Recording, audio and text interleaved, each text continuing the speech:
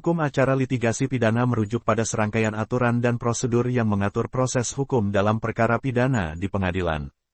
Prosedur-prosedur ini dirancang untuk memastikan bahwa keadilan dilakukan secara adil dan setiap pihak yang terlibat dalam proses tersebut memiliki hak-hak yang dijamin oleh hukum. Berikut ini adalah beberapa aspek yang umumnya mencakup hukum acara litigasi pidana. 1. Penyelidikan. Proses dimulai dengan penyelidikan oleh aparat penegak hukum untuk mengumpulkan bukti dan menentukan apakah terdapat cukup bukti untuk mendakwa seseorang atas tindak pidana. Penyelidikan ini melibatkan pemeriksaan saksi, penggeledahan, dan pemeriksaan dokumen atau barang bukti lainnya. 2. Penuntutan. Jika penyidik mengumpulkan cukup bukti, jaksa penuntut umum dapat mengajukan dakwaan atau surat dakwaan kepada pengadilan. Dokumen ini berisi rincian tentang tuduhan pidana yang diajukan terhadap terdakwa, serta bukti yang dikumpulkan selama penyelidikan. 3. Pemeriksaan persidangan. Persidangan dimulai dengan membacakan dakwaan kepada terdakwa. Terdakwa kemudian diberikan kesempatan untuk memberikan jawaban atas dakwaan tersebut. Persidangan akan melibatkan pemeriksaan saksi, penyajian bukti, dan argumen hukum dari kedua belah pihak. 4. Putusan pengadilan. Setelah persidangan selesai, hakim akan mengeluarkan putusan berdasarkan bukti dan argumen yang diajukan. Putusan tersebut akan menyatakan apakah terdakwa bersalah atau tidak bersalah. Jika terdakwa dinyatakan bersalah, hakim akan menentukan hukuman yang sesuai. 5. Banding. Jika terdakwa atau jaksa penuntut umum tidak puas dengan putusan pengadilan, mereka dapat mengajukan banding ke pengadilan tingkat yang lebih tinggi. Pengadilan banding akan memeriksa putusan pengadilan sebelumnya untuk memastikan bahwa proses hukum telah diikuti dengan benar dan keputusan yang diambil adalah adil. 6. Pelaksanaan putusan. Jika terdakwa dinyatakan bersalah dan putusan pengadilan menjadi final, maka hukuman yang ditentukan akan dilaksanakan, seperti penjara, denda, atau sanksi lainnya. A. Penyelidikan. Pengumpulan bukti. Penyelidikan dimulai dengan pengumpulan bukti oleh aparat penegak hukum, seperti polisi atau penyidik. Bukti-bukti ini bisa berupa barang bukti fisik, dokumen, saksi, atau informasi elektronik, yang relevan dengan perkara pidana yang sedang diselidiki. Tujuan pengumpulan bukti adalah untuk memperoleh informasi yang cukup untuk menentukan apakah ada cukup alasan untuk mendakwa seseorang atas tindak pidana. Penyidikan oleh aparat penegak hukum. Setelah bukti-bukti dikumpulkan, penyidikan dilakukan oleh aparat penegak hukum yang ditugaskan. Penyidik melakukan analisis dan pemeriksaan lebih lanjut terhadap bukti-bukti yang dikumpulkan, serta melakukan langkah-langkah penyelidikan tambahan jika diperlukan. Penyidik juga dapat melakukan pemeriksaan terhadap saksi-saksi yang relevan, mengumpulkan keterangan ahli, dan mengambil langkah-langkah lain yang diperlukan untuk memperoleh bukti yang lebih kuat. Tersangka dan hak-haknya. Selama proses penyelidikan, tersangka adalah orang yang diduga melakukan tindak pidana dan menjadi objek penyelidikan. Tersangka memiliki hak-hak yang dijamin oleh hukum, termasuk a. Hak untuk mendapatkan pemberitahuan tertulis tentang alasan dan tuduhan pidana yang diajukan terhadapnya. b. Hak untuk memiliki penasihat hukum dan berkomunikasi dengannya. c. Hak untuk tidak memberikan keterangan yang dapat merugikan dirinya sendiri. d. Hak untuk hadir saat pemeriksaan tertentu, seperti konfrontasi dengan saksi atau rekonstruksi kejadian. e. Hak untuk melaporkan tindakan penyiksaan atau perlakuan yang tidak manusiawi. Hak-hak tersangka ini dirancang untuk melindungi kebebasan dan keadilan tersangka selama proses penyelidikan, serta memastikan bahwa tersangka diperlakukan dengan menghormati prinsip-prinsip hak asasi manusia dan prinsip-prinsip hukum yang berlaku. b. Penuntutan. Jaksa penuntut umum. Jaksa penuntut umum adalah pihak yang bertanggung jawab untuk mewakili negara dalam proses litigasi pidana. Tugas jaksa penuntut umum termasuk memeriksa hasil penyelidikan, menentukan apakah cukup bukti untuk mendukung dakwaan, dan memutuskan apakah perkara pidana akan dibawa ke persidangan.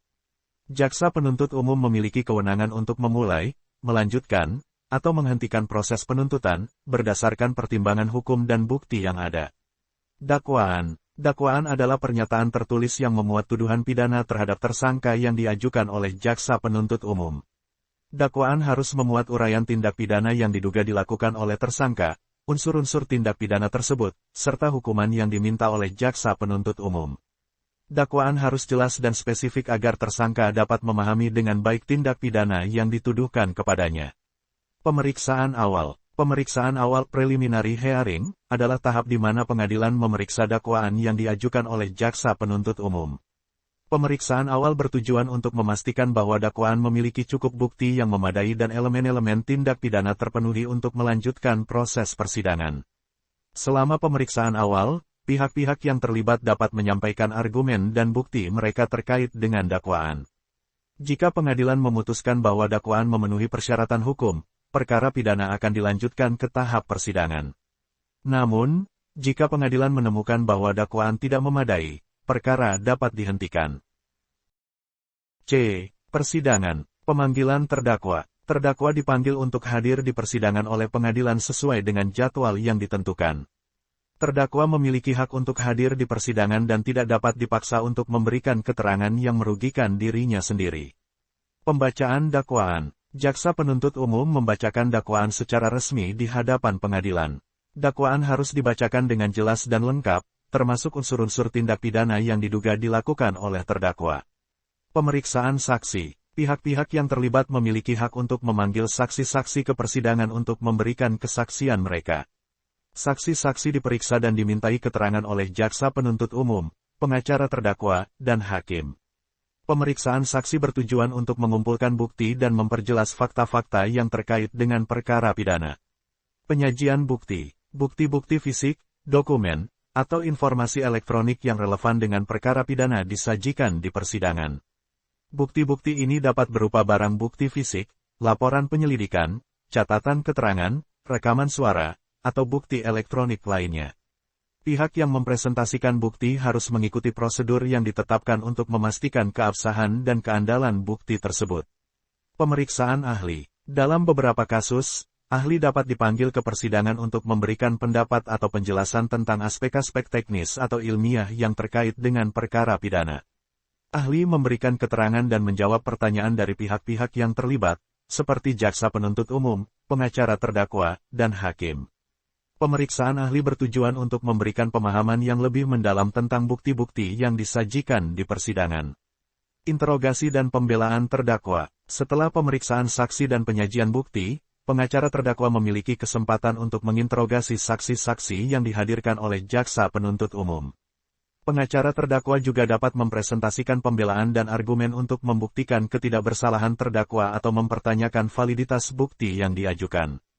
Kesimpulan dan tuntutan. Setelah pemeriksaan semua saksi dan penyajian bukti selesai, pihak jaksa penuntut umum dan pengacara terdakwa menyampaikan kesimpulan mereka di hadapan pengadilan. Jaksa penuntut umum menyampaikan tuntutan atau permintaan hukuman yang dianggap pantas bagi terdakwa berdasarkan bukti dan hukum yang berlaku. Penilaian dan putusan. Hakim akan menilai semua bukti, kesaksian, argumen, dan kesimpulan yang disampaikan di persidangan. Setelah pertimbangan yang cermat, hakim akan mengambil keputusan dan memberikan putusan atas perkara pidana yang diperiksa. Putusan tersebut dapat berupa pembebasan terdakwa, vonis bersalah, atau putusan lain yang sesuai dengan hukum yang berlaku.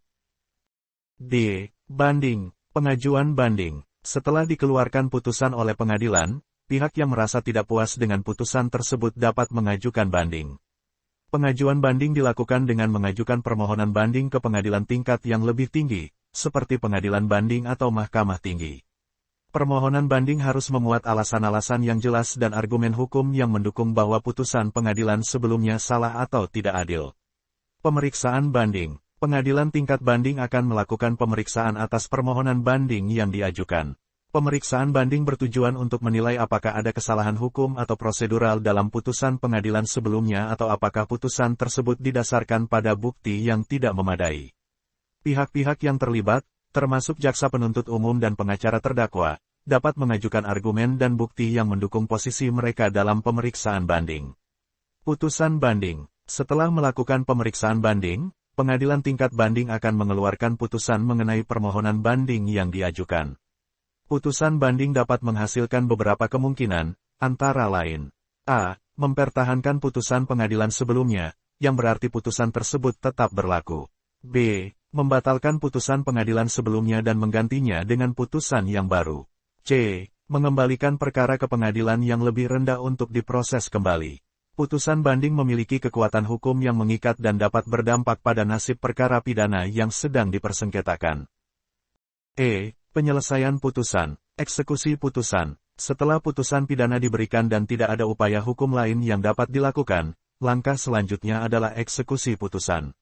Eksekusi putusan adalah pelaksanaan atau penegakan putusan pidana oleh otoritas yang berwenang, seperti lembaga pemasyarakatan atau petugas pelaksana hukuman. Dalam konteks ini, eksekusi putusan dapat mencakup penahanan terdakwa, pembebasan terdakwa, atau pelaksanaan hukuman sesuai dengan ketentuan yang dijatuhkan oleh pengadilan. Penjatuhan hukuman. Jika terdakwa dinyatakan bersalah, pengadilan akan menentukan hukuman yang sesuai berdasarkan pertimbangan hukum, kepentingan masyarakat, dan faktor-faktor lain yang relevan. Hukuman dapat beragam, mulai dari hukuman penjara, denda, hukuman bersyarat, hukuman kerja sosial, atau sanksi lain yang dianggap sesuai dengan kejahatan yang dilakukan. Penjatuhan hukuman harus memperhatikan prinsip-prinsip hukum dan keadilan, serta memperhitungkan hak-hak terdakwa. Rehabilitasi dan pembebasan bersyarat. Setelah terdakwa menjalani hukuman pidana, terdapat mekanisme rehabilitasi dan pembebasan bersyarat yang dapat diberikan sebagai upaya untuk reintegrasi terdakwa ke dalam masyarakat. Rehabilitasi mencakup program-program atau tindakan yang bertujuan untuk memulihkan dan mengubah perilaku terdakwa agar dapat kembali menjadi anggota produktif dalam masyarakat. Pembebasan bersyarat adalah kondisi di mana terdakwa dapat dibebaskan dari penjara sebelum masa hukumannya berakhir, dengan syarat mematuhi ketentuan dan pengawasan tertentu yang ditetapkan oleh pengadilan. Asas-asas dalam hukum acara litigasi pidana meliputi A. Asas kepastian hukum. B. Asas persamaan di depan hukum. C. Asas keterbukaan. D. Asas kontradiktif. E. Asas akusatori dan inkuisitori. Sumber hukum dalam hukum acara litigasi pidana adalah A. Undang-undang. B. Putusan pengadilan. C. Jurisprudensi. D. Doktrin hukum. Hukum acara litigasi pidana adalah bidang hukum yang mengatur prosedur dan tata cara dalam penyelesaian perkara pidana di pengadilan. Melalui materi yang telah disampaikan, dapat diambil kesimpulan sebagai berikut. Hukum acara litigasi pidana melibatkan serangkaian tahapan yang meliputi penyelidikan, penuntutan, persidangan, banding, dan penyelesaian putusan.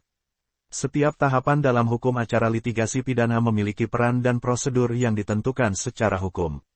Prinsip-prinsip dalam hukum acara litigasi pidana, seperti asas kepastian hukum, asas presumpsi, asas persamaan di depan hukum, asas keterbukaan, asas kontradiktif, dan asas akusatori dan inkuisitori, menjadi landasan yang penting dalam menjalankan proses hukum. Sumber hukum dalam hukum acara litigasi pidana meliputi undang-undang, peraturan perundang-undangan lainnya, putusan pengadilan, jurisprudensi, dan doktrin hukum. Sumber-sumber ini memberikan pedoman, interpretasi, dan panduan dalam mengatur dan melaksanakan proses hukum.